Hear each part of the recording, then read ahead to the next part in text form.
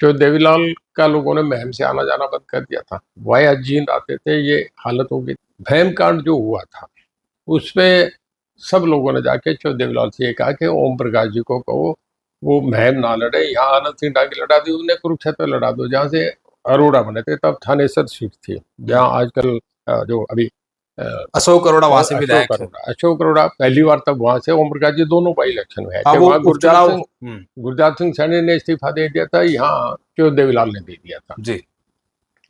तो उसमें मैं समझता हूँ कि जरूरत नहीं थी बूथ कैप्चर वैप्चर की, चुनाव जीत ही रहे थे। चौ देवीलाल पे लोग इकट्ठे होकर के महम के चौ साहब यहाँ आनंद सिंह डांगी को चुनाव लड़ा दो। चौ साहब कहने के नहीं, कुछ ओम प्रकाश जी की जिद ज्यादा थी, उन्हें समझाया भी पर वो नहीं माने, वो महम ही लड़ने लगे। महम में जो कांड हो गया उससे एक बड़ा माहौल बदल गया था पूरे देश में, महम को मेम कह दिया था। अरुण नेहरू, अजीत सिंह, आरिफ मोहम्मद तीनों सेंट्रल कैबिनेट मिनिस्टर ने इस्तीफा दे दिया। राजीव गांधी अगले दिन महम आ गए और उसके बाद ऐसे हालात बन गए कि वीपी सिंह ने चौ देवीलाल को बुला के ये कहा कि देवीलाल जी, मौलिकता नैतिकता ये मांग करती है कि वो इस्तीफा दे, मेरे कैबिनेट मिनिस्टर रिजाइन करते जा रहे हैं, आप ओम प्रकाश जी को कहो कि इस्तीफा दे दें और नहीं तो मैं राष्ट्रपति भवन जाके मैं आज इस्तीफा दे दूंगा। तो देवीलाल ने वो ओम प्रकाश जी को ओम कहते थे, मुझे रंजीत कहते थे, बाप का अपना तरीका होता है कहने का भाई ओम इस्तीफा दे दे। ओम प्रकाश जी ने इस्तीफा दे दिया। अब मैं थोड़ा सा उस बात पे आपसे चर्चा करूंगा। ओम प्रकाश जी चौ देवीलाल के खिलाफ नहीं थे, ओम प्रकाश जी से ही चौ देवीलाल के प्रति गुस्सा हुआ।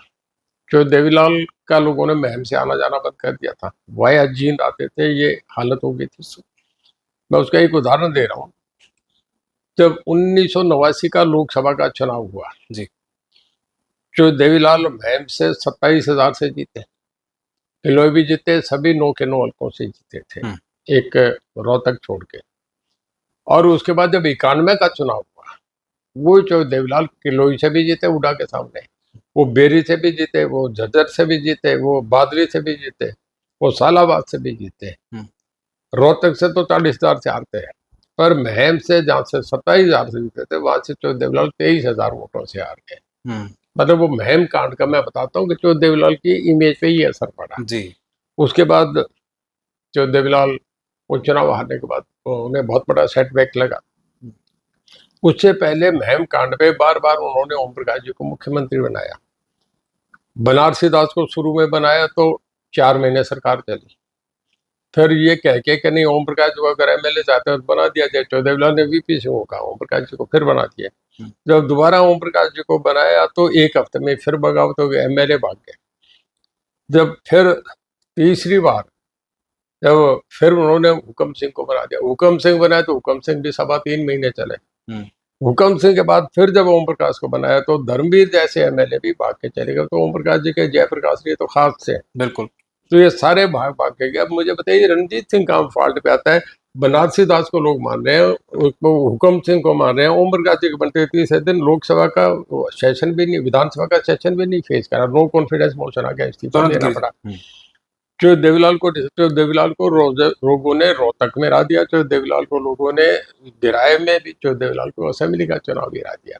वो केवल ओम प्रकाश के खिलाफ एक इतना बड़ा विरोध था, रणजीत सिंह तो कहीं था ही नहीं। मैं तो ये शराफत में था कि मैं चंद्रबाबू नायडू नहीं बना, मैं चौ देवीलाल की इज्जत बाप के खिलाफ कोई एक्शन नहीं कर सकता था। जो उन्होंने करा मैंने मेजोरिटी होते भी उनको मान दिया नहीं, मैं बगावत करके मिलता था, कांग्रेस की समर्थन मुझे मिल जाता। मैं ये काम नहीं कर रहा था, मुझे तो बिना बात ये बताया गया।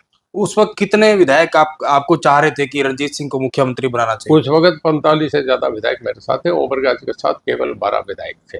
मेजोरिटी आपकी थी? मेजोरिटी मेरे साथ थी। लेकिन अपने परिवार के फैसले को सिर मथे बड़े हैं, अब चौ देवीलाल के देखिए वो सब कुछ थे, सुप्रीमो थे, उन्हीं की वजह से, चाहे उम्र का था मैं था, सब उन्हीं की वजह से बने। चौटाला गांव में 10-10 एमएलए बन गए, 3-3, 4-4 एमपी बन गए, चौ देवीलाल की वजह था। बिल्कुल।